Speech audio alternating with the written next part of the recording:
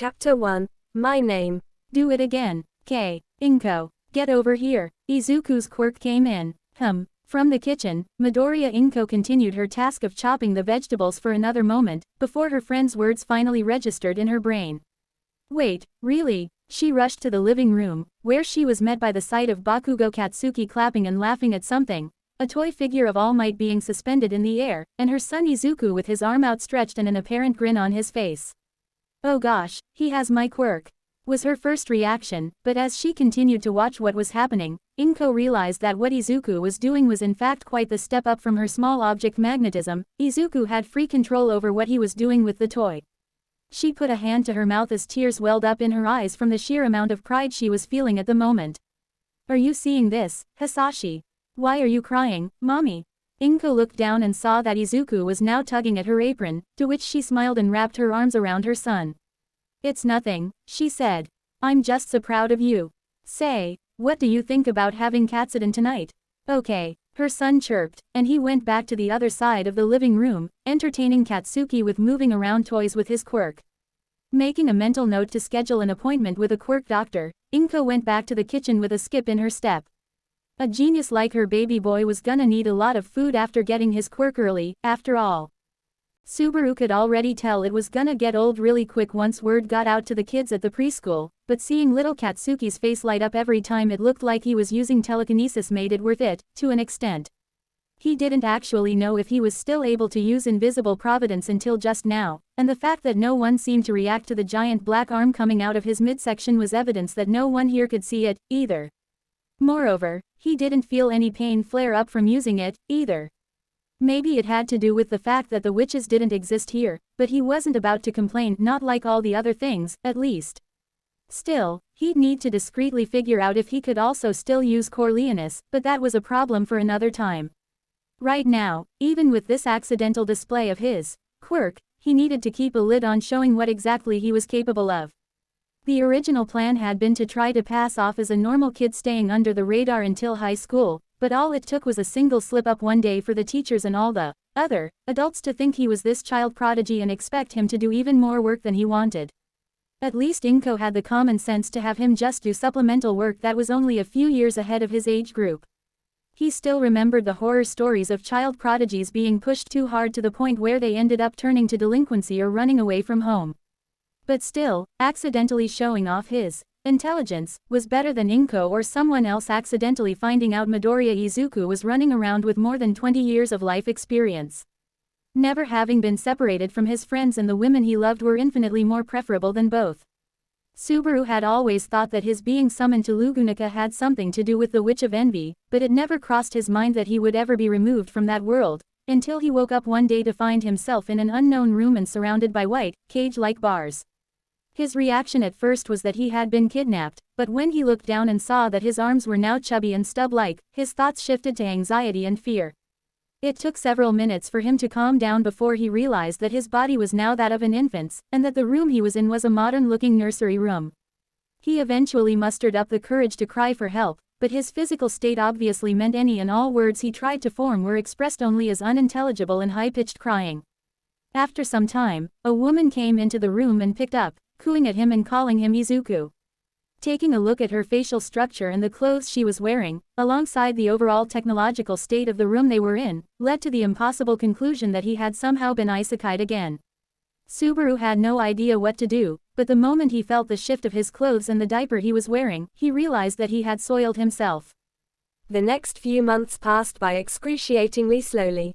Having to wait for this body to get to an age where he was able to move about on his own, as well as the woman known as Midoriya Inko constantly keeping an eye on him, left Subaru with the ability to do absolutely nothing but think. And so dozens upon dozens of theories went through his head on every reason he could think of as to how and why this had happened to him, and what he could have possibly done to deserve it. But more importantly, how Emilia and all the others were faring without him. He could no longer remember what he was doing right before he woke up as Izuku, but he missed her and Rem terribly, enough so that his cries of anguish left Inko constantly perplexed no matter what she did to try to soothe him. As if to taunt him even further, that wasn't nearly the end of it. It was extremely shameful for him, Having the mind of a grown adult, to be completely unable to control their bowels and be entirely dependent on someone else having to wipe them down every time he soiled himself, and then there was the fact that he often found himself laughing for some odd reason or another. He didn't even know if it was because an infant's brain wasn't big enough to handle an adult's personality and mindset, or if he was finally starting to lose himself from being in almost constant isolation. TLDR, it fucking sucked. He didn't want this. He never asked for this. All he ever wanted was to help make sure Rem finally woke up and Amelia became the queen, and free Sattler from the Witch of Envy, but now it was impossible to do anything, when everyone he knew and loved were now worlds away. Did he overstep and finally piss off whatever god actually summoned him in the first place? Or was he finally noticed because he was never supposed to be summoned? He didn't know. He could never know. The only saving grace about this situation was the fact that he still remembered who he was, but even then, it still took years before he was able to actually do something with it, and by then, he was starting to forget what certain people looked like.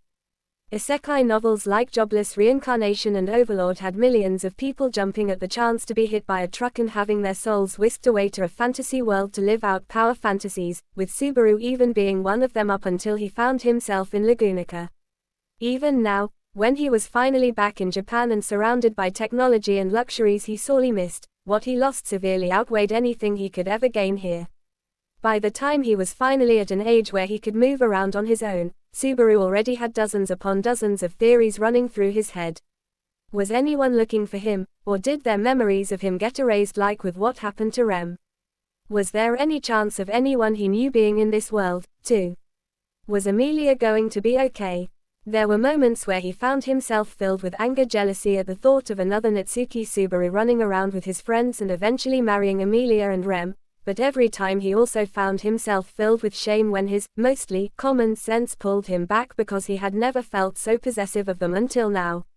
As long as his goals would be fulfilled by that other Subaru, then that was all that mattered, right? There was no way to prove if any of these were true, so he had to assume that they were essentially dead to him, just as he was most likely the same to them. He didn't want to live in any world where he couldn't be with Amelia and Rem, but he couldn't resort to suicide when there was still so much he didn't know. Even if he still had returned by death, the chances of him ending up in his old body and somehow reversing this entire situation seemed astronomically low. Not to mention, it would be extremely unfair to Inko, who did nothing but try her best at raising who she thought was her son. As much as he missed his real parents, he found solace in her embrace and soothing voice whenever she tried to comfort him during his depressive episodes. He probably needed to tell her the truth at some point, but for now, he was okay with letting her think her son was just talented and a bit odd. It was very disorienting trying to utilize muscle memory when only the memory part actually worked, which was something Subaru found out in the first few weeks of his second, third, technically, life. Relearning how to stand upright and walk seemed simple enough since all he had to do was wait until his legs were developed enough to support his weight, but relearning how to speak. That was another matter entirely. After weeks of struggling to retrain his tongue to move the way he wanted, Subaru was finally able to form basic words again, and spent as much time as he could to progress to more complex ones whenever he knew Inko wouldn't hear him. By the end of the second month, he was finally able to completely speak in full, coherent sentences in Japanese and whatever English he could still remember. But he didn't want to give Inko a heart attack and think he was possessed, so he waited another month before he started pretending to roughly sound out Ka-chan. He didn't end up actually trying to figure out the time period he was in until he overheard a newscaster mention the date one day while Inko was making breakfast. For months, he just assumed that it was still the same year, with a bit of hope that he could one day track down Natsuki Kenichi and Naoko, but in reality, more than 150 years had already passed. He was only able to mourn his parents after Inko had already gone to sleep. And then there was the whole quirk thing.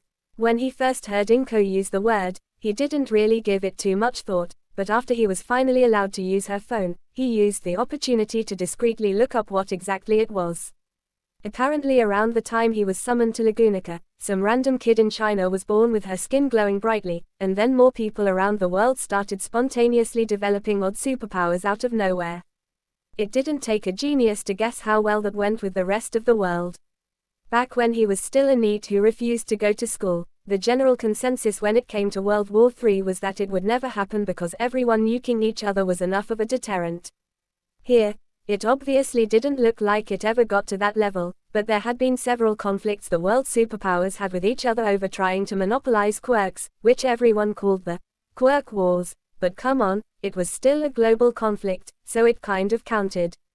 At first, Subaru thought he was in an Earth different from the one he was actually born from, but an eventual internet search that led to a missing persons report for Natsuki Subaru showed otherwise. So the real question was, did him being summoned to Lagunica have anything to do with that? It wasn't until after his display of getting his quirk that Subaru was finally able to do something. He managed to convince Inko to start buying him notebooks under the pretext of really wanting his letters to look like hers did, but the truth was that he wanted to write down what he could still remember about his time in Lagunica. He couldn't draw, and he definitely wasn't able to sell his soul to be reunited with them, so his only option now was to write down and immortalize who they were. One notebook was spent detailing everything he went through, from the moment he first found himself in front of an apostol, to every single time return by death was used. Another was filled with nothing but theories on how his soul got removed from the other world and why his authorities tagged along, and if there was any possibility of a quirk that could somehow get him back. The third notebook was dedicated to writing mock letters. It was apparently extremely common for people to write letters to lost loved ones, something Subaru immediately recognized as a coping mechanism. But that was okay. By this point, having to spend the last half-decade living as Izuku took its toll on his mind to the point where he was now forgetting what even Emilia and Rem looked like. Learning how to draw would end up taking too long, so he opted for every single word he could think of to describe their appearances, personalities, and what they meant to him. Countless nights were spent filling page after page in a combination of Japanese and Lagunican script, undecipherable to whoever else came across this, but completely legible to him. Years later, he eventually got the idea to disguise these notebooks with the title Hero Analysis for the Future, just in case Inko found out. When he finally finished, there was only a single page left, which he used to write down a message for himself. "My name right now is Midoriya Izuku," he wrote. But before that, it was Natsuki Subaru. "I know I'll probably never see anyone again, but I can't give up. I have to live on for their memory."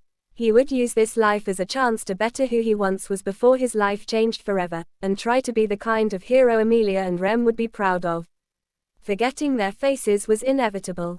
Forgetting them entirely was unacceptable. End of part 1. Thanks for watching.